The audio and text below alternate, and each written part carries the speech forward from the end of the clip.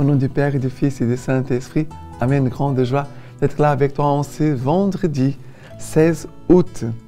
Et chaque vendredi, je te rappelle, c'est une journée de prière, d'intercession, de jeûne pour tous les souffrants, en demandant la paix pour le monde, la fin des guerres, mais aussi pour prier pour ceux qui passent par de grandes épreuves, de grandes souffrances. Prions pour tous les souffrants.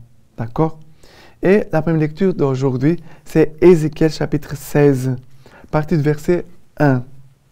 La parole du Seigneur me fut adressée en ces termes.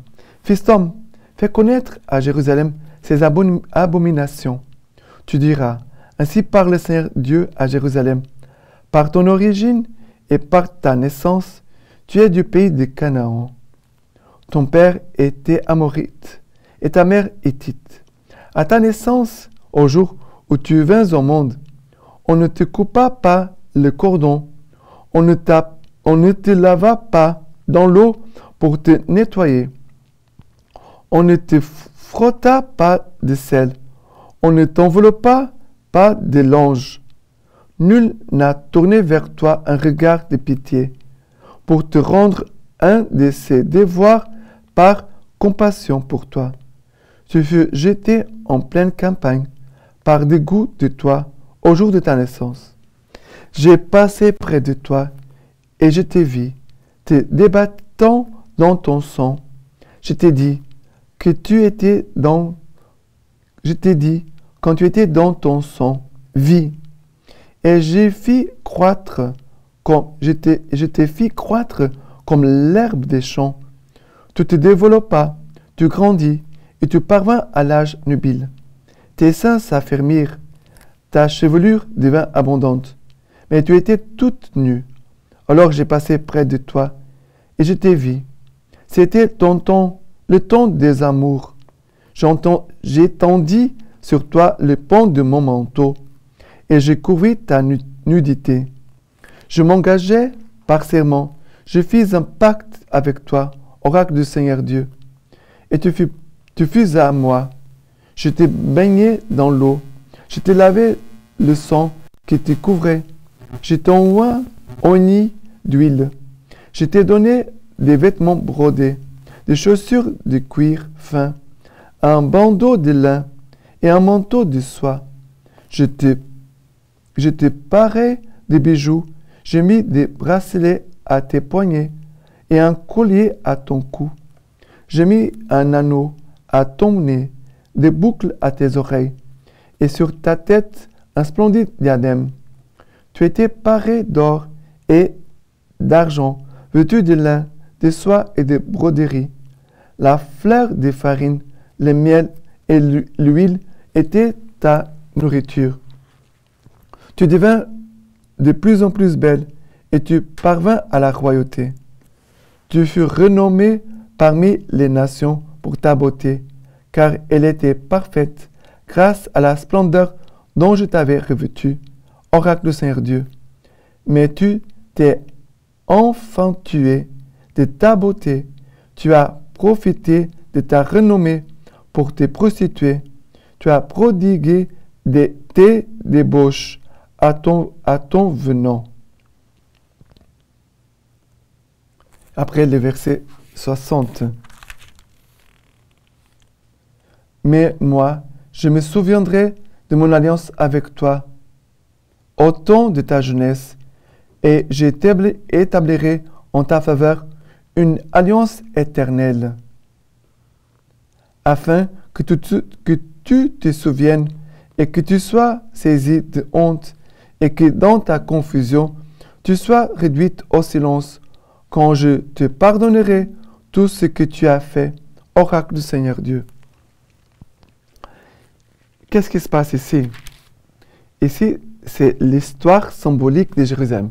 Dieu est en train de raconter comment Dieu a trouvé ce peuple d'Israël, comment il a cheminé avec lui, comment Dieu l'a fait grandir. Voilà comme ici il parle de l'enfant qui dans le sang va être lavé, après on va le nourrir, on va l'habiller, jusqu'au moment que cet enfant devient une belle femme, très belle. Dieu l'a donné toutes sortes de broderies, ici, des diadèmes, des boucles à ses oreilles. Voilà. Là, Dieu a fait que ce peuple devienne grand, adulte, beau. Vraiment, tout était parfait. Mais, qu'est-ce qui se passe ici? Mais tu t'es enfatué de ta beauté. Tu as profité de ta renommée pour te prostituer. Tu as prodigué tes débauches à ton venant. Ça veut dire qu'à un moment, le peuple va s'éloigner de Dieu, va se laisser corrompre, va oublier Dieu, va suivre des idoles, d'autres dieux. C'est la prostitution dont on parle ici. Mais faites attention. Ainsi parle le Seigneur, j'agirai envers toi comme tu as agi. Toi qui as méprisé les serments jusqu'à violer une alliance. Mais moi, je me souviendrai de mon alliance avec toi au temps de ta jeunesse. Dieu se souvient. Dieu n'a pas rejeté. Et j'établirai en ta faveur une alliance éternelle. C'est fort comment nous touchons l'amour de Dieu pour nous.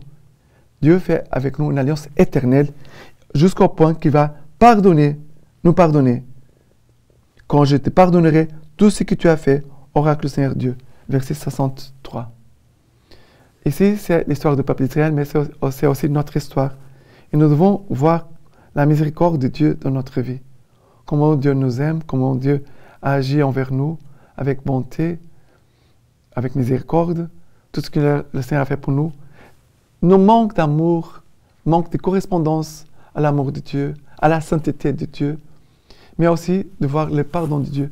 Dieu nous pardonne, il nous appelle toujours à revenir à lui pour vivre avec lui. Et le psaume d'aujourd'hui, c'est le psaume du livre du prophète Ésaïe, chapitre 12, à partir du verset 2. Voici le Dieu de mon salut. J'aurai confiance et je ne tremblerai plus, car ma force et mon chant, c'est le Seigneur. Il a été mon salut. Après le verset 4. Louez le Seigneur, invoquez son nom, annoncez au peuple ses faits, rappelez que son nom est sublime, chantez au Seigneur car il a fait de grandes choses, qu'on le proclame sur toute la terre. Pousse des cris de joie, des clameurs, habitantes des Sion, car il est grand au milieu de toi, le Saint d'Israël. Alors, ici, nous dit, voici les dieux de mon salut. J'aurai confiance et je ne tremblerai pas plus. Ça veut dire, après notre péché, avec notre manque d'amour envers Dieu, après avoir entendu le Seigneur qui nous dit, je veux conclure avec toi une alliance éternelle, et je te pardonne tous tes péchés, tous tes crimes. Nous devons, ici ces psaumes, c'est pour nous faire revenir à Dieu. Seigneur, je veux revenir à toi, car tu es grand au milieu de moi. Tu es le Saint d'Israël. Tu es le Dieu Tout-Puissant qui est là au-dedans de moi. Que je puisse vraiment louer, invoquer ton nom sur moi et sur tous les peuples de la terre. Voilà. Celui qui reçoit l'amour va aussi après correspondre à l'amour de Dieu et que cet amour soit répandu partout sur la terre. Et maintenant, l'évangile d'aujourd'hui, c'est Matthieu chapitre 19 à partir du verset 3. Les pharisiens s'approchèrent de lui et lui dirent, pour le mettre à l'épreuve, est-il permis de répudier sa femme pour n'importe quel motif?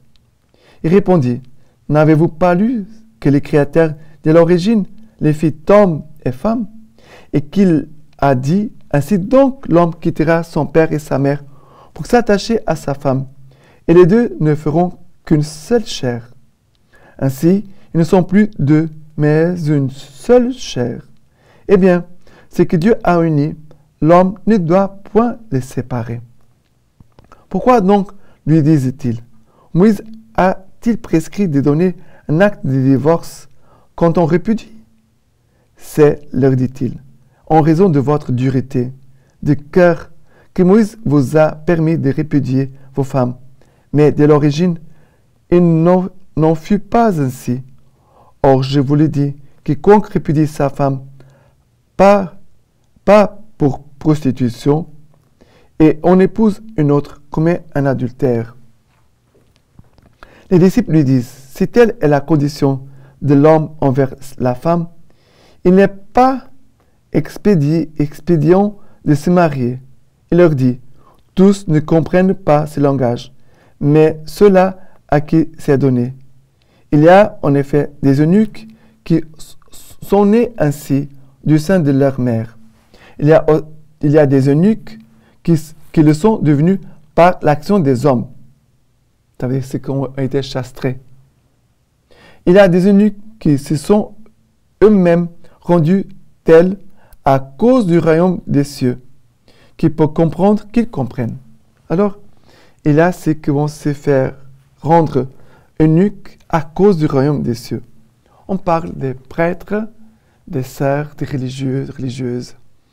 Ceux qui offrent à Dieu toute leur vie. Moi, prêtre, des religieux, des sœurs, des frères, des consacrés. Dieu nous a appelés, pour appartenir qu'à lui seul. C'est pour cela qu'on s'est engagé dans le sacerdoce, dans la vie religieuse, avec les vœux, pauvreté, chasteté, obéissance. On s'est engagé pour appartenir à l'Église. C'est comme un mariage. Quand le jour de mon sacerdoce, je me suis couché par terre, c'est pour me livrer à Dieu, à l'Église, pour dire, je ne m'appartiens plus à moi, j'appartiens à Dieu et à son Église, je suis à son service. Ça veut dire que je dois garder la chasteté, je dois garder ma virginité, je dois garder la pureté, parce que c'est un signe du royaume, c'est aussi un signe du royaume, notre chasteté, notre pureté, notre virginité. Et cette chasteté, cette virginité, elle est comme un réservoir où nous recevons l'Esprit Saint qui, à partir des âmes pures, consacrées à Dieu, Dieu peut inspirer beaucoup des gestes, des initiatives pour l'évangélisation, pour le salut des âmes, pour la conversion des pécheurs. Voilà. La virginité, c'est un espace où Dieu peut entrer, peut nous parler, peut nous enseigner et nous inspirer pour le bien et le salut du monde. Ce n'est pas une chose de rien du tout, c'est quelque chose de très important, très immense. Et Dieu laisse ces signes de la chasteté, de la virginité, de la pureté pour parler du royaume du ciel. Notre virginité, elle parle déjà aussi du ciel parce que nous n'avons pas pris une épouse, on n'a pas d'enfant, pour dire, voilà, que les biens de cette terre passent, qu'on s'est attaché au bien qui ne passe pas, que c'est la vie éternelle, la résurrection, et d'être là pour toujours avec Dieu dans le ciel. Et la lecture patristique de Saint Patient. Les péchés d'Adam s'étaient communiqués à tous les genres humains, comme dit l'apôtre. Par un seul homme, les péchés entraient dans le monde, et par les péchés est venue la mort. Ainsi la mort est passée en tous les hommes. Donc, il est nécessaire que la justice du Christ soit communiquée au genre humain. Et de même qu'Adam, par les péchés, perdu sa descendance, de même le Christ, par sa justice, donnera la vie à ses enfants. Voilà. Le Christ, par sa justice, donnera la vie à ses enfants. Maintenant, je vous laisse la bénédiction par les mains toutes pures de la Vierge Marie. Dieu Tout-Puissant vous bénisse et vous garde, le Père, le Fils et le Saint-Esprit. Amen.